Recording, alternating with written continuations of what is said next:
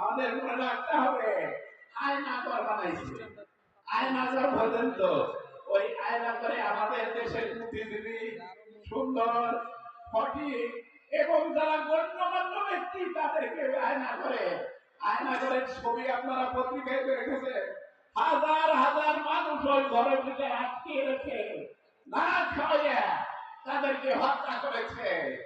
এখন আপনি পাশে পাশে থাকেন আর মাঝে মধ্যে গল্প দেন, আমি কয়েকদিনের ভিতরে ঠুস করে এসে বলবো। আপনি আসেন, আপনার তৈরি আয়নাঘর, আপনার তৈরি ওই যে ক্যাঙ্গার উপর ওগুলো সব আছে, আসার সাথেই আপনি ওগুলো পাইয়ে যাবেন, আপনার কোনো অসুবিধা নাই। সম্মানিত ভাই সাহেব, আমরা দেশবাসীর কাছে, আমরা জনগণের কাছে, আমরা আল্লাহর কাছে আমাদের এই ব্যক্তিত্বকে ফাঁসি দিয়েছে অন্যায় ভাবে